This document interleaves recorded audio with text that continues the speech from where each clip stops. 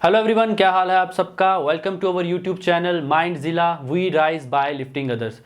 सो guys, आज नया topic लेके आने वाला हूँ आपके सामने। ब्रिक टॉपिक बहुत ही इंपॉर्टेंट टॉपिक है, बहुत सारे क्वेश्चंस इसमें से आपको देखने को मिलेंगे एग्जाम्स में।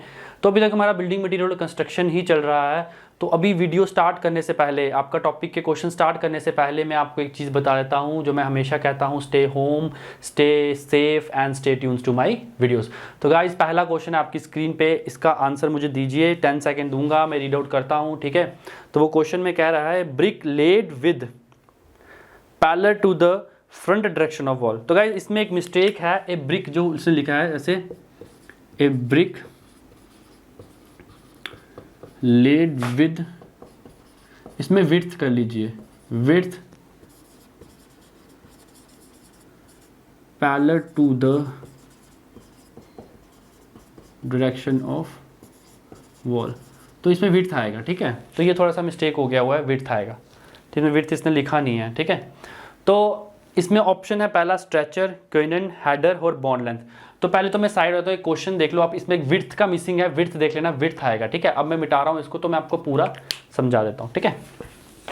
देखो, सबसे पहले तो आपको पता होना चाहिए कि ब्रिक का पूरा मैं बता देता हूँ आपको, एक ब्रिक दिखा देता हूँ बना के, और इसमें स्ट्रेचर क्या होता है। मेन है कि स्ट्रेचर और हेडर क्या होता है, पहले वो पता होना चाहिए। देखो, जो लेंथ पोर्शन है, जो लेंथ पोर्शन है उसको कहते हैं स्ट्रेचर, जो विड्थ पोर्शन है उसको कहते हैं हेडर। सपोज ये मेरी ब्रिक है, ये मेरी ब्रिक है। अब ये वाला पोर्शन क्या है, स्ट्रेचर। अब ये वाला पोर्शन क्या है, हेडर। तो याद रखना, अब कभी ब्रिक पकड़ोगे तो क्या बोलना है, लेंथ का पोर्शन क्या होता है, स्ट्रेचर, विड्थ का पोर्शन क्या होता है, हेडर। सेंटर पे क्या होता है, सबको पता होगा, फ्रॉग। इस पे क्या करते हैं, मार्कर देते हैं किसी कंपनी का, मैन्युफैक्चरिंग यूनिट का, या फिर बॉन्ड के में फ़ायदा करता है, मतलब स्ट्रेंथ को, बॉन्ड अच्छा बॉन्डिंग बनाने के काम आता है, ठीक है। ये तो गई बात की बात। अब क्वेश्चन को पकड़ते हैं। क्वेश्चन में उसने क्या कहा था, a brick laid with width parallel to the front direction of wall. देखो, दो चीज़ें मैं आपको बता देता हूँ। सपोज ये मेरी वॉल है, अगर उसने बोला विड्थ पैरेलल, अगर उसने बोला विड्थ पैरेलल, मतलब मैंने इस वॉल में क्या किया, ये हेडर को यूज़ किया, विड्थ को पैरेलल रखा है किसके, विड्थ को क्या रखा है, पैरेलल रखा है किसके, दीवार की डायरेक्शन ऑफ वॉल के। तो मतलब क्या आएगा, हेडर। अगर वो बोल देता क्वेश्चन में लेंथ पैरेलल, सेम क्वेश्चन होता और क्या बोलता लेंथ पैरेलल। क्या बोलता, सिर्फ इतनी चेंज करता, विड्थ की जगह, जहां पे वो मिसिंग वर्ड था विड्थ, उसकी जगह लिखा था लेंथ। तो आंसर हो जाता स्ट्रेचर। फिर से बता रहा हूं, ध्यान से समझना, लेंथ वाला पोर्शन स्ट्रेचर है, विड्थ वाला पोर्शन हेडर है। अगर उसने विड्थ पैरेलल बोला तो क्या आएगा, हेडर।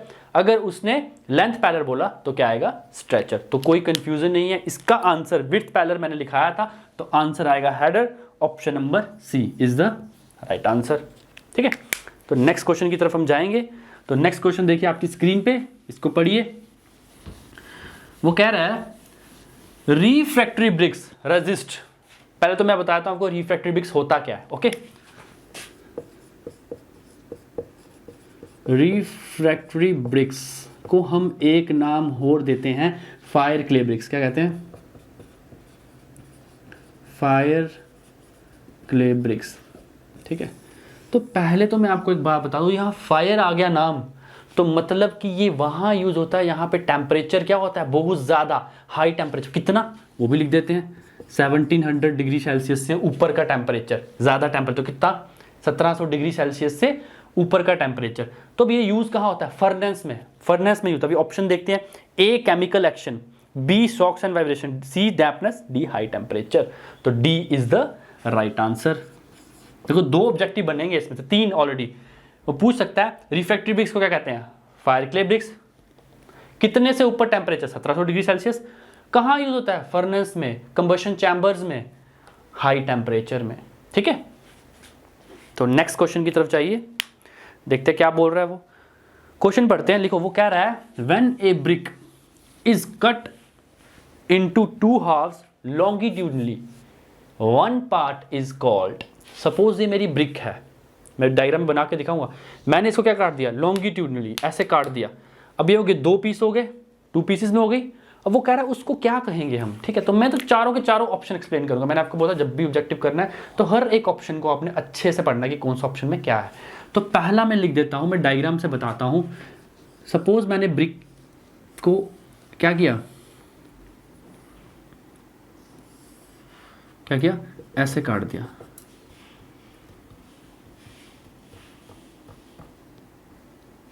ठीक है, इस तरह से काट दिया। तो मेरे पास क्या पोर्शन बच गया, ये वाला पोर्शन बच गया, आधा पोर्शन ऊपर से, इसको कहते हैं हम क्वीन क्लोजर, क्वीन क्लोजर, ठीक है। सेकंड, सपोज मैंने ब्रिक को, ये मेरी ब्रिक थी, मैंने इस तरह से काट दिया, तो इसको क्या कहते हैं, किंग क्लोजर।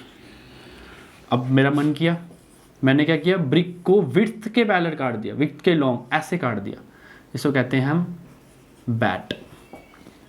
अब मैंने क्या किया, ब्रिक को कर्व्ड पोर्शन प्रोवाइड कर दिया, ये इस तरह से, इसको कहते हैं बुल नोज।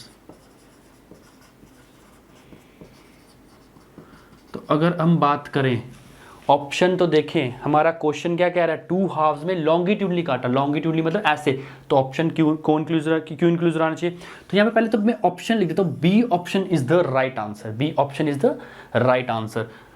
किंग क्लोजर ऐसे काटते हैं, बुल नोज में क्या कहता है, कर्व्ड आता है, बैट में क्या करते हैं, आधे तोड़ते हैं, विड्थ के अलोंग तोड़ते हैं। तो मैंने चारों के चारों ऑप्शन आपको एक्सप्लेन कर दिए हैं। तो अगर कल को अभी आगे ऑब्जेक्टिव में अगर इसमें से कोई ऑब्जेक्टिव करता है तो आपने गलत नहीं करना है, ठीक है। तो इसका आंसर क्या हो गया, B option is the right answer. तो अभी नेक्स्ट क्वेश्चन देखेंगे, ठीक है। देखो नेक्स्ट क्वेश्चन में उसने बोल लिया कि एक ईंट का, ब्रिक का कितना वेट होता है भाई, एक ब्रिक है मेरे पास, उसका कितना वेट होता है, वही पूछा है, approximate weight of brick should B. तो याद रखना ब्रिक का वेट होता है 3 से 3.5 kg, एक ब्रिक का 3 से 3.5 kg। तो इसका आंसर हम लिखेंगे D option is the right answer, D option is the right answer, okay. तो नेक्स्ट क्वेश्चन देखिए, वो कह रहा है a brick masonry the frog of the brick is generally kept on. देखो भैया बहुत ही ईजी क्वेश्चन, ठीक है। ये मेरी ब्रिक है, वो कह रहा है भैया ये फ्रॉग है, ये जो मैंने बताया था आपको, ये क्या है, फ्रॉग है।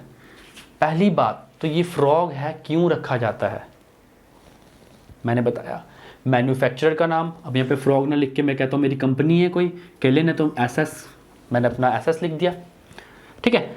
अब पहला तो ये मैन्युफैक्चर, दूसरा मेन बॉन्डिंग बनाने में, एक ब्रिक और दूसरे ब्रिक के बीच में बॉन्डिंग बनाने के लिए हम क्या प्रोवाइड करते हैं, फ्रॉग प्रोवाइड करते हैं। अब उसने क्या पूछा कि कहाँ प्रोवाइड करते हैं, आपने ईंट देखी होगी, कहाँ होता है फ्रॉग, बॉटम में होता है, साइड पे होता है, टॉप पे होता है, कहाँ होता है, टॉप पे। तो आंसर कौन सा है इसका, A is the right answer, top face, कहाँ होता है, टॉप फेस, ठीक है। तो नेक्स्ट क्वेश्चन देखिए आपकी स्क्रीन पे, देखो वो कह रहा है hollow brick is a sound proof, heat proof, about 1/3 in weight of the standard bricks, all of the above.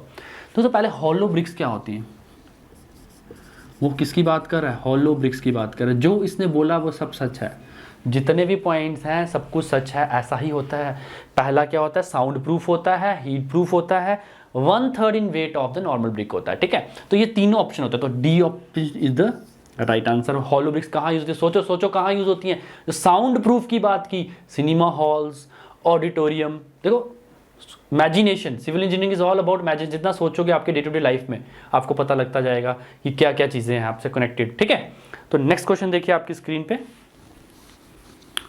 Next question में बोल रहा है in the process of brick manufacturing the पग मिल इज यूज्ड इन। देखो मैं तो diagram में बताऊंगा, ठीक है, डायग्राम से बताता हूँ आपको, कंफ्यूजन की कोई टेंशन ही नहीं। पग मिल क्या होता है पहले तो डायग्राम से बताऊंगा, फिर आपको आप समझोगे अच्छा यही होता है, ये तो बहुत ईजी था, ऐसे, ठीक है। पग मिल से करते क्या है, पग मिल से पहले तो बेदरिंग तो बिल्कुल नहीं, ब्लेंडिंग तो बिल्कुल, टेम्परिंग क्या करते हैं, टेम्परिंग या फिर नीडिंग। पग मिल का मतलब आटा गूंथते हो, ठीक है। अब मुझे क्या करना है, क्ले बनानी है, अपनी प्रिपरेशन ऑफ क्ले करना है। जब ब्रिक की मैन्युफैक्चरिंग होती है तो क्ले से बनती है, क्ले की प्रिपरेशन के लिए क्या करते हैं हम, जो हमारी जो टेम्परिंग है, जो नीडिंग है, वो 2 एक्शन से करते हैं, बाय ह्यूमन फुट या एनिमल फुट, एक हो गया। सेकंड क्या हो गया, सेकंड तो यही जो किससे, पग मिल से, ठीक है, पग मिल से। तो कैसे करते हैं, इसके अंदर डालते हैं, उसको कहते हैं रोटेट करते हैं, घुमाते हैं, ठीक है। तो क्या करते हैं, टेम्परिंग, क्या करते हैं, टेम्परिंग। तो option number C is the right answer. Pug mill जब आएगा तो ऑप्शन नंबर सी क्या है, tempering is the right answer. तो नेक्स्ट क्वेश्चन पे चलेंगे। वो कह रहा है the moulded bricks are dried before to an approximate mixture moisture content of. वो कह रहा है जब मैंने ब्रिक को क्या करना है, मोल्ड करना है, मोल्ड करने से पहले मुझे उसको कितने मॉइस्चर कंटेंट पे ब्रॉट, पहले तो मैं बता देता हूँ, ये याद रखना 2%।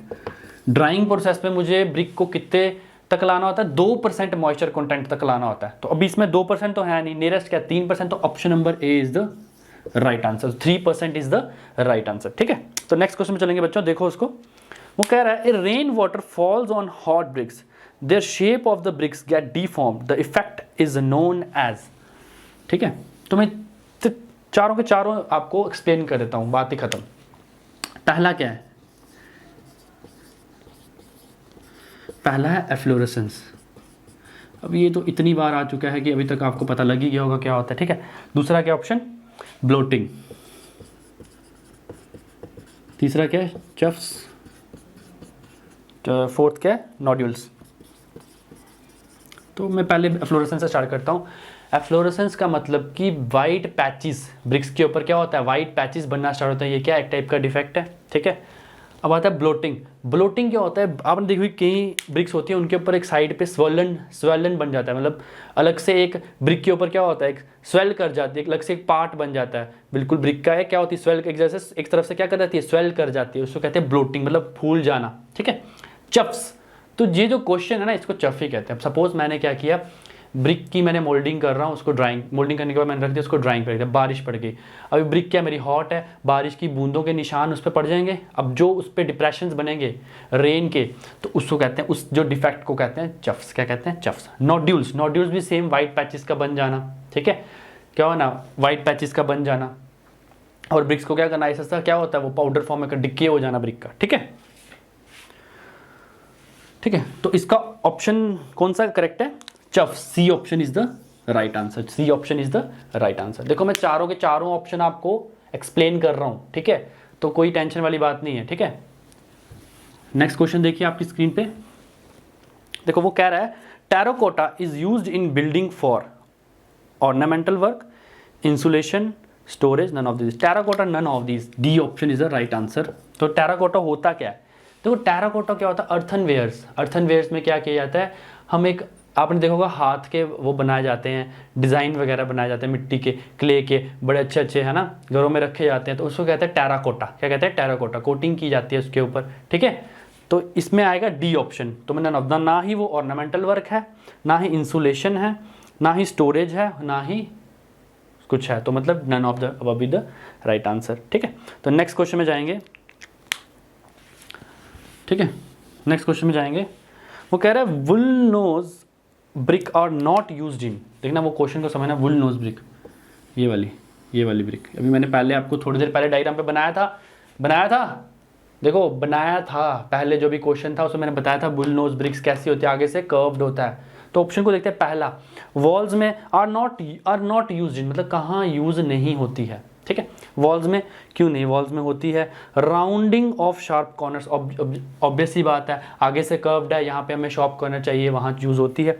आर्चीज और पिलर्स, देखो एक ही चीज़ में नहीं होती, कहाँ पे नहीं होती, आर्कर्स में नहीं होती, क्योंकि आर्कर्स में क्या होते हैं, वेज शेप स्टोन यूज होते हैं, इनको कहते हैं हम वर्सियर्स, ठीक है। जो आर्क्स में यूज होता है उनको कहते हैं वर्सियर्स, उन ब्रिक्स को कहते हैं वर्सियर्स। तो अभी ये जो है option number C is the right answer, arches में यूज नहीं होती, ठीक है। नेक्स्ट क्वेश्चन देखिए। वो कह रहा है fire brick should be laid in. देखो सीधी सी बात है, फायर की बात कर ली, ऑप्शन उसने कितने सिंपल दे दिए, lime motor, fire cement motor, fire clay motor, all of the above. उसने fire brick should be laid in fire clay motor, यहाँ पे कौन सा होगा, फायर क्ले मोटार। तो option number C is the right answer. Next question में चलेंगे हम।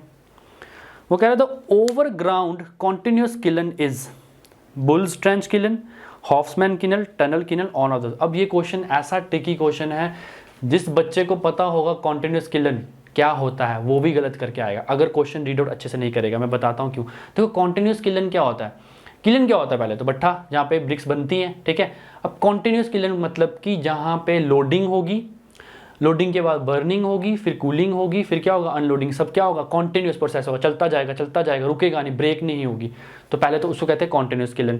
तो अब ये तीनों के तीनों क्या है, कॉन्टिन्यूस किलन है। एक बार बता दो, देखो तीनों के तीनों क्या है, कॉन्टिन्यूस किलन है, ये सबने पढ़ा होगा। तो ऑप्शन क्या करो, जल्दी से डी मार्क कर दो कि ऑल ऑफ दिस हम वही करके आगे, हमारा क्वेश्चन राइट है, कोई दिक्कत नहीं। पर वहाँ क्या हो जाएगा, गलत हो जाएगा, क्योंकि उसने बोला ओवरग्राउंड। देखो ये word, the overground continuous kiln is, overground बोल दिया ना उसने, तो मतलब क्या, Hoffmann kiln. B option is the right answer. देखो मैं फिर से बताता हूँ, कॉन्टिन्यूस किलन ये तीनों हैं, बुल ट्रेंच किलन भी कॉन्टिन्यूस है, हॉफमैन भी कॉन्टिन्यूस है, टनल भी कॉन्टिन्यूस है। बट जब उसने बात कर ली ग्राउंड के ऊपर कौन सा बनाया जाता है, तो वो कौन सा है, Hoffmann kiln, option number B. ठीक है, तो इसका आंसर क्या है, B is the right answer. ठीक है, तो नेक्स्ट क्वेश्चन देखिए, वो कह रहा है maximum percentage of water absorption of second class brick in 24 hours should be limited to. देखो सेकंड क्लास ब्रिक की बात मैं तीनों क्लास की बताता हूँ। अब सेकंड की छोड़ो, फर्स्ट क्लास, सपोज की फर्स्ट क्लास ब्रिक होती, सेकंड क्लास ब्रिक होती, थर्ड क्लास ब्रिक होती, तीन ही टाइप की ब्रिक्स होती। ठीक है, जो फर्स्ट क्लास, सेकंड क्लास और थर्ड टाइप क्लास। जो फर्स्ट क्लास ब्रिक है उसका वाटर ऑब्जॉर्प्शन होता है 20%, सेकंड क्लास का होता है 22%, थर्ड क्लास का होता है 25%। तो हमारे लिए किसका पूछा है, सेकंड क्लास का, तो 22% कौन सा ऑप्शन है, D option. D option is the right answer. ठीक है, नेक्स्ट क्वेश्चन पे चलेंगे। वो कह रहा है lime is mixed with bricks earth to impart plasticity, to increase durability, to prevent shrinkage, to increase impermeability। वो कह रहा है लाइम को ब्रिक्स के साथ मिक्स किया था, किस लिए, तो वो श्रिंकेज को प्रिवेंट करने के लिए। किसको, सी ऑप्शन, श्रिंकेज को प्रिवेंट करने के लिए। किसको प्रिवेंट करने के लिए, श्रिंकेज को प्रिवेंट करने के लिए। तो नेक्स्ट क्वेश्चन देखेंगे आपकी स्क्रीन पे।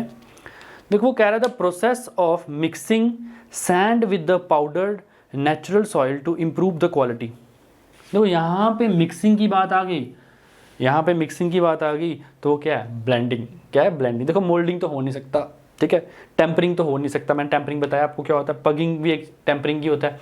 अब ब्लेंडिंग, जहाँ पे मिक्सिंग की बात होगी तो मतलब ब्लेंडिंग, आप ब्लेंड करते हो, अपना शेक बनाते हो, ठीक है, ऐसे अच्छे से शेक करते हो, ठीक है, मिक्सी में डालते हो, ब्लेंड करना, पता ही होगा। तो मिक्सिंग की बात होगी तो वो क्या है, ब्लेंडिंग। तो option number D is the right answer, कोई कंफ्यूजन नहीं है। ठीक है, तो नेक्स्ट क्वेश्चन में चलेंगे। वो कह रहा है the main function of alumina in bricks earth is. देखो ये बहुत ही कंफ्यूजिंग क्वेश्चन है भाई। जो ब्रिक का है मेन फंक्शन क्या है, एल्यूमिना का, प्लास्टिसिटी, टू इम्पार्ट प्लास्टिसिटी। तो option number A is the right answer.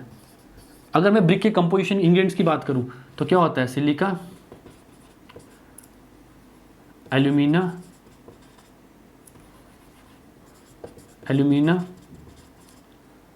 Lime, iron oxide, magnesia. अभी देखो दो उसने क्या पूछा कि भाई एल्यूमिना क्या करता है, एल्यूमिना क्या करता है, impart plasticity. Option number A is the right answer. अब वो पूछा था कि इनमें सबसे मेन कौन सा है, सबसे मेन याद रखना ये एल्यूमिना है। वाला की परसेंटेज किसकी सबसे ज़्यादा है, 50 to 60% किसकी है, सिलिका की। परसेंटेज सिलिका की ज़्यादा है, बट मेन इंग्रेडिएंट कौन सा है, एल्यूमिना। तो ये याद रखना, ठीक है। तो नेक्स्ट क्वेश्चन आपकी स्क्रीन पे देखिए उसको। तो कह रहा था raw bricks shrinkage during drying आएगा यहाँ पे, during drying and warp during burning because of. वो कह रहा है भैया किसकी वजह से वो अपनी शेप से क्या हो जाता है, अलग हो जाता है, श्रिंकेज कर लेता है, रैप मतलब क्या, अलग, अपनी आउट ऑफ शेप हो जाता है। तो एक्सेस ऑफ एल्यूमिना, जब हम क्या करेंगे, एक्सेस ऑफ एल्यूमिना डाल दिया गलती से अगर हमने, तो वो शेप से आउट हो जाएगी। तो option number C is the right answer. Next question देखिए। वो कह रहा है stretcher bond is usually used for. देखो पहले तो बताता हूँ स्ट्रेचर बॉन्ड यूजुअली किसके लिए होता है। पहला ऑप्शन हाफ ब्रिक वॉल, क्या, हाफ ब्रिक वॉल, ऑप्शन 1। अब वो हाफ ब्रिक वॉल ना बोल के क्या बोल सकता है, 9 सेंटीमीटर। अगर उसने 9 सेंटीमीटर में दे दिया होता, अब ऑप्शन ऐसे भी देता हूँ, 9 सेंटीमीटर दिया होता, बी ऑप्शन दिया होता 15 सेंटीमीटर, क्योंकि ये क्या हाफ ब्रिक वॉल, ये क्या है 1.5 ब्रिक वॉल। सी ऑप्शन दे देता 40 सेंटीमीटर, ये क्या है 2 ब्रिक वॉल, फिर 20 सेंटीमीटर 1 ब्रिक वॉल। ऐसे देते ऑप्शन नंबर फिर भी क्या होता 9, ठीक है। तो इस तरह से पूछ सकता है, इस तरह से पूछ सकता है, दोनों तरीके से बता दिया मैं। अब वो क्या स्ट्रेचर बॉन्ड कहाँ यूज होता है, जब हाफ ब्रिक वॉल हो 9 सेंटीमीटर, ठीक है। नेक्स्ट क्वेश्चन देखिए। द टर्म फ्रॉग मीन्स, इसका आंसर आप बताओगे, ठीक है। देखो मैं नहीं बताऊंगा इसका आंसर, ये जो क्वेश्चन है नेक्स्ट, इसका आंसर आप खुद बताओगे। मैंने आपको बताया फ्रॉग क्या होता है, जो क्या करता है, मैन्युफैक्चरिंग का नेम डालने का काम आता है, अच्छी बॉन्डिंग के काम आता है। इसमें देखते क्या बोल रहा है वो कह रहा है an apparatus to lift the brick, बिल्कुल गलत। सोकिंग ब्रिक इन वाटर, बिल्कुल गलत। Depression on the face of the brick, के ऊपर क्या डिप्रेशन, किसी फेस के ऊपर डिप्रेशन ब्रिक के, उसको कहते हैं फ्रॉग। तो option number C is the right answer. ठीक है। नेक्स्ट क्वेश्चन देखिए, वो कह रहा है water absorption for first class should not be more than, मैंने बता दिया आपको फर्स्ट क्लास के लिए क्या था 20%, सेकंड क्लास के लिए क्या था 22%, थर्ड क्लास के लिए क्या था 25%। तो इसमें ऑप्शन कौन सा है 20%, तो option number C is the right answer. देखो हो रहा है ना ऑब्जेक्टिव, सारे ऑब्जेक्टिव्स हो रहे होंगे मुझे पता है, ठीक है। तो नेक्स्ट क्वेश्चन देखिए, वो कह रहा है excess of silica in brick earth causes. अब मैंने क्या किया, सिलिका को क्या कर दिया, एक्सेस कर दिया, डाल दिया, ठीक है। अब ब्रिक्स की इंग्रेडिएंट्स में सबसे ज़्यादा परसेंटेज तो सिलिका की होती है, ठीक है। अब क्या किया उसने, ब्रिक्स की में सिलिका की परसेंटेज को एक्सेस कर दी, तो क्या होगा, उनका जो कोहेजन है, उनकी जो बॉन्डिंग है वो क्या हो जाएगी, बिखर जाएगी। तो लॉस ऑफ कोहेजन, उनकी कोर्सपॉन्डिंग क्या हो जाएगी, लॉस। पहला option A is the right answer. अगर मैं ऑप्शन से जाऊँगा तो A is the right answer, ठीक है।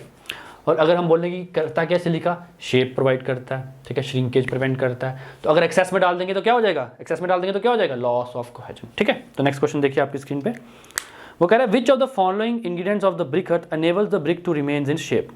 अभी मैंने बताया आपको कौन सा ऐसा जो शेप में रखता है, सिलिका, फिर सिलिका, ऑप्शन नंबर बी। अभी इससे पहले मैंने आपको बताया ना कि सिलिका क्या करता है, शेप में रखता है, प्रिवेंट करता है श्रिंकेज, अगर एक्सेस में डाल देंगे तो क्या हो जाएगा, loss of cohesion, out of shape कर देगा, ठीक है। Option number B is the right answer. इसका जो ऑप्शन है वो कौन सा, सिलिका, ठीक है। तो नेक्स्ट क्वेश्चन देखिए, वो कह रहा है जंप ब्रिक्स। तो आपने सुना होगा जंप ब्रिक्स, सुना होगा, उसको कहते हैं ओवरबर्न्ड ब्रिक्स। पहला ऑप्शन है underburned, overburned, not burned, none of this. तो जंप ब्रिक्स मतलब ओवरबर्न्ड, मतलब B option is the right answer, overburned, ठीक है। नेक्स्ट क्वेश्चन देखिए, नेक्स्ट एंड लास्ट क्वेश्चन देखिए, बहुत इजी है ये वाला। What is the unit weight of broken bricks. भैया बच्चे कंफ्यूज, बोलेंगे हमने तो ब्रिक का यूनिट वेट सुना था, अब ये ब्रोकन ब्रिक का क्या होगा। अब ऑप्शन में तो कंफ्यूजिंग है, नहीं कर पाओगे अगर नहीं पता होगा, तो मैं दोनों का बताता हूँ। अगर नॉर्मल ब्रिक बोलता वो तो उसका होता है 1600। अब इसने क्या बोला, ब्रोकन ब्रिक्स, इसका होता है 1420। देखते हैं ऑप्शन में है 14, D option, option number D is the right answer. आगे केजी पर मीटर क्यूब भी लिख दो, केजी पर मीटर क्यूब भी लिख दो, तो ठीक है। इसी के साथ आपके ब्रिक्स के पहला जो पार्ट है ऑब्जेक्टिव्स का वो ख़त्म होता है।